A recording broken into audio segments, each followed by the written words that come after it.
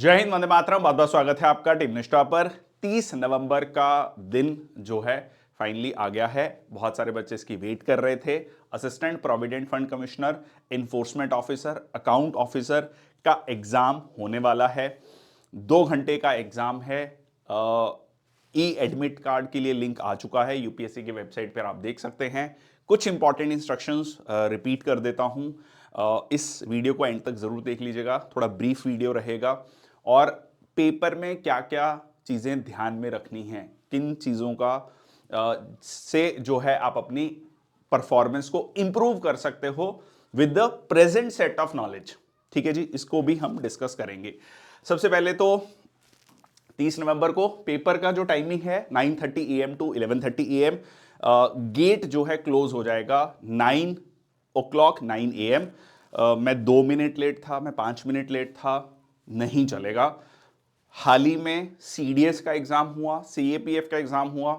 बहुत सारे बच्चे जिनका कॉल आया कि हमारा एग्जाम छूट गया है, हम 2 मिनट लेट पहुंचे, उन्होंने अलाउ नहीं किया है। रीसेंट टाइम्स में बहुत सारे कह लीजिए गुफअप हुए हैं। यूपीएससी इस चीज़ को लेकर बहुत क्लियर इंस्ट्रक्शन दे रहा है सारे एग्जामिनेशन सेंटर को कि आपने अलाउ नहीं करना है। 9 बजे गेट, मतलब या जो भी आधे घंटे पहले जो गेट है वो बंद कर लेना है। सारे एग्जाम में जनरली आपको ये देखने को मिल रहा है। ठीक है जी, तो ये मैं आपको बता दूं पहले ही, तो इसलिए, और ये लिखा गया है कि 1.5 घंटे पहले तक आप पहुंच जाएं। अगर 9:30 का एग्जाम है तो आप कोशिश करो कि आप 8:30 से लेट ना हो। ठीक है, 8:30 पे वहां पे पहुंचे, ठंड का समय है, चाय वाय पिए। ठीक है, जो भी है अपना रिलैक्स करें। ओके, इंग्लिश और हिंदी में ये होगा, मल्टीपल चॉइस फॉर्मेट है और 300 मार्क्स का है।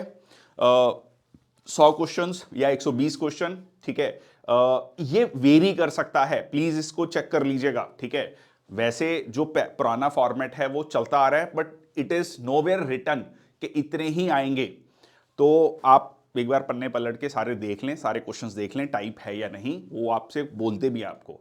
ठीक है, कि आप एक बार अपने सारा का सारा क्वेश्चन पेपर चेक कर लें। ठीक है, चलिए। ठीक है, ये वैकेंसीज हैं, नंबर ऑफ वैकेंसीज, इस पे नहीं मैं जा रहा अभी। 8 बजे का, ये अब मैंने आपको पहले ही बता दिया, टाइम बोला हुआ है कि 8 बजे तक भी आप पहुंच जाएं, बढ़िया है। ठीक है, बट 9 बजे हम एंट्री क्लोज कर देंगे। ठीक है, और टेस्ट जो है आपका 11:30 पे कंप्लीट होगा, उससे पहले किसी को बाहर नहीं जाने दिया जाएगा। तो उसके बाद जो भी, ठीक है, आप वहां से प्रस्थान कर सकते हैं। ओके, अच्छा, अब ना थोड़ा सा हम आते हैं मेन मुद्दे पर, कि मैंने जैसे आपको शुरुआत में कहा कि प्रेजेंट नॉलेज के साथ ही आप पेपर में कैसे अच्छा स्कोर कर सकते हैं। आप ऐसे समझो कि 2 घंटे को ना 1-1 घंटे में डिवाइड करो। सबसे पहले आपको यह नहीं करना है कि पहले क्वेश्चन से पढ़ना शुरू कर देना है। सबसे पहले, क्योंकि पेन एंड पेपर मोड है, सबसे पहले पन्ने पलटो, एक क्वेश्चंस का लेवल देखो क्या है। 2 टॉपिक जिसमें सबसे ज्यादा दिक्कत है बहुत सारे बच्चों को, एक तो अकाउंटिंग प्रिंसिपल्स वाला हो गया और एक लेबर लॉस वाला हो गया। ठीक है, तो अभी उसको होल्ड ऑन कर दो। अगर आपने वो उतना अच्छे से नहीं पढ़ा है, अगर आपने अच्छे से पढ़ा है फिर तो कोई दिक्कत ही नहीं है। अब आप ये देखो कि सबसे जो स्ट्रॉन्ग एरियाज है, क्योंकि मैक्सिमम यूपीएससी एग्जाम्स की जो तैयारी कर रहे हैं वो इस एग्जाम को दे रहे हैं, तो आपने सबसे पहले ये देखना है हिस्ट्री, ज्योग्राफी, पॉलिटी, इकोनॉमी, या जो भी एरियाज आपके स्ट्रॉन्ग एरियाज हैं उनको आप फाइंड आउट करो। करंट अफेयर्स हैं, पहले सबसे पहले उसको करो। आपका पहला 1 घंटा इस चीज में जाना चाहिए कि आपने ज्यादा से ज्यादा क्वेश्चन अटेम्प्ट करने हैं जो आपके स्ट्रॉन्ग एरिया से है, क्योंकि सारे क्वेश्चन सेम मार्क्स के हैं। कोई टफ क्वेश्चन सॉल्व करके आपको मेडल नहीं मिलने वाला, मेडल मिलने वाला है एग्जाम क्लियर करके। ठीक है, तो इस चीज को ध्यान रखना। ओके, बीच में आपका जनरल इंग्लिश, अगर मान लीजिए इंग्लिश वाला पार्ट आपका अच्छा है, मतलब कुल मिला के पहला जो घंटा है आपका, first hour should be dedicated to your strongest areas. ठीक है, और ये है आपका कुल मिला के सिलेबस। आई थिंक ये labour laws, social security, accounting and auditing, ये थोड़ा सा कुछ स्टूडेंट्स का टफ पार्ट है। इसके लिए मैं ये बोलूँगा कि अगर आप तक अभी तक आपने नहीं पढ़ा है तो मैराथन सेशन इसी चैनल पर ज़रूर देख लीजिए। ठीक है, लेबर लॉस की प्रीवियस ईयर क्वेश्चंस की एक मैराथन सेशन है। अच्छा, बहुत सारे स्टूडेंट्स के मन में डाउट है कि लेटेस्ट जो लेबर कोड्स हैं वो पूछेंगे नहीं, नहीं, उसके चांसेस कम हैं। 21 नवंबर को वो लागू हुआ था, 30 नवंबर को आपका पेपर है, तो इसके बहुत कम चांसेस हैं कि आपको लेटेस्ट लेबर कोड जो है पूछे जाए। एक आध क्वेश्चन हो सकता है, बट हाँ, अगली बार के लिए वो डेफिनेटली इंपॉर्टेंट हो जाएंगे। अब अगेन बहुत सारे स्टूडेंट ये भी कह सकते हैं कि जो लेबर कोड है पहले से लागू हो रखे हैं, मतलब पहले से आ रखे हैं लेबर कोड, लागू अब हुए हैं, तो हो सकता है पूछा जाए, there might be a chances. But last time भी ये डाउट था कि भाई 2020 में आ चुके हैं, हो सकता है क्वेश्चन पूछे गए, नहीं पूछे गए थे। ठीक है, पुराने जो एक्ट्स हैं उन्हीं पे क्वेश्चन थे आपके। ठीक है, तो ये मैं आपको बता रहा हूं कि अभी भी आप उस मैराथन सेशन को देख के जाएंगे तो बेटर तरीके से आप क्वेश्चंस को सॉल्व कर पाएंगे। ठीक है जी, 1/3 नेगेटिव मार्किंग है, इस चीज को ध्यान में रखिएगा। बहुत ज्यादा उत्साहित होकर अटेम्प्ट करने का कोई फायदा नहीं है। पहले से ये सोच के जाना कि इतनी कट ऑफ जाती है, पिछले बार मैंने देखा था एग्जाम का लेवल पेपर में पता लगेगा। अगर एग्जाम का लेवल बहुत टफ है तो कट ऑफ नीचे जाएगी, ऑब्वियस है। बट ये चीज बहुत सारे बच्चे वहां पर ध्यान नहीं देते हैं। उनको लगता है 1.5 घंटे के बाद लगभग कि यार हमने बहुत कम क्वेश्चन किए हैं, अब हमारा नहीं होगा। ठीक है, अब कर देते हैं अक्कड़ बक्कड़ बम्बे वो। ठीक है, मतलब एक फिर वो लंबी सांस खींच के शुरू हो जाते हैं। Please don't do that. ठीक है, अदरवाइज आप अपने ही चांसेस को कम कर रहे हैं। ठीक है, डोंट डू दैट। और 75% वेटेज आपके रिटर्न एग्जाम की है, मतलब 300 नंबर का रिटर्न है, 100 नंबर का इंटरव्यू होगा। ठीक है, चलो इंटरव्यू की अभी बात नहीं करेंगे, बात की कहानी है वो। हाँ, ई एडमिट कार्ड लेके जाइएगा, हार्ड कॉपी ई एडमिट कार्ड, और आपकी फोटो उसमें क्लियर होनी चाहिए। जितनी भी एंट्रीज आपको भरनी है ओएमआर शीट में, वो ब्लैक बॉल पॉइंट पेन पे प्लीज 2-3 ब्लैक बॉल पॉइंट लेके जाएं। बहुत सारे बच्चे वहां पे ब्लू पेन लेके जाते हैं, फिर वो पूछ रहे होते हैं कि किसी के पास है। ठीक है, फिर नहीं मिलता, फिर परेशानी होती है, तो प्लीज डोंट डू दैट। और ऑब्वियसली नो नीड टू से कि जो ब्लैक बॉल पॉइंट पेन है तो जिसकी निब थोड़ी सी मोटी है वो लेके जाएं, ताकि आराम से आप ओएमआर शीट भर सके कम टाइम में। और पासपोर्ट साइज फोटोग्राफ, अब इसमें क्या लिखा है, 2 passport size required if photo on the admit card is unclear along with the undertaking. तो मेरा ये कहना है कि 2-3 फोटोग्राफ वैसे रख लो।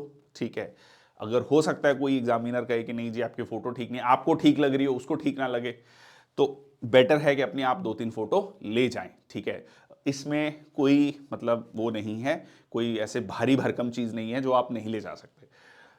आप अपनी एक सेफ्टी रख के चल रहे हैं ताकि आपको एग्जाम में कोई दिक्कत ना हो, क्योंकि अननेसेसरी फिर वो वहां पे फॉर्म भरवा रहे हैं, आप परेशान हो रहे हो। ठीक है, आपको स्ट्रेस लेवल बढ़ रहा है, उस चीज से बेटर है कि आप ये वाली चीज अपना लेके जाए।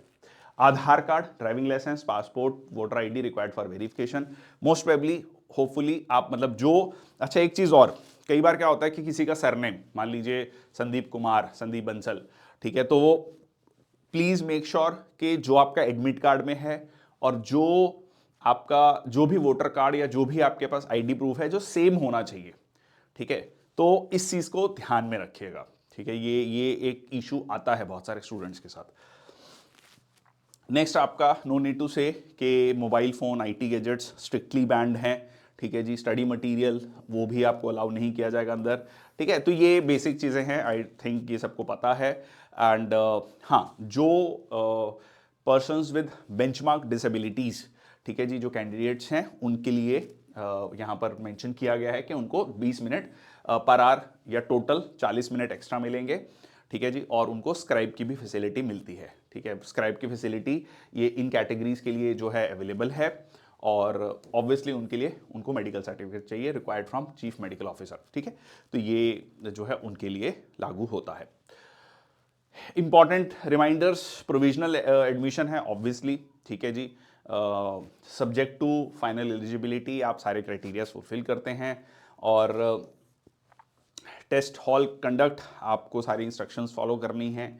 2-3 चीज़ें ध्यान रखना, 2-3 फोटोग्राफ्स ले जाना, ब्लैक बॉल पॉइंट पेन मत भूलना, एडमिट कार्ड की कॉपी निकाल के रखो, एक की जगह 2 निकाल के रख लो। इन केस कुछ गड़बड़ होती है तो आपके पास एक और एक्स्ट्रा हो, 2 पॉकेट्स में रख लो। ये कुछ एक्स्ट्रा एहतियात है जो आप बरत सकते हैं पेपर में जाने से पहले। ये गलती होती है बहुत सारे लोगों से। ठीक है, और ओएमआर शीट, ठीक है, ये हो गया आपका। एंड कोई आपको टीए नहीं मिलेगा कि एग्जामिनेशन सेंटर तक, कई कई एग्जाम्स में होता है कि आपको पैसा मिलता है, ऐसा कुछ नहीं है। तो ये है कहानी कुल मिला के यूपीएससी एपीएफसी एग्जाम, एओ ईओ एग्जाम की। प्लीज़ ये मत करिएगा कि वो ट्रेडिशनल तरीके से पेपर सॉल्व कर रहे हैं कि पहले क्वेश्चन से फिर आखिरी में कि आखिरी के 10 क्वेश्चन या 15 क्वेश्चन तो बहुत आसान थे, वो तो मैं पढ़ ही नहीं पाया, वो मेरे स्ट्रॉन्ग एरिया से थे, वो छूट गए।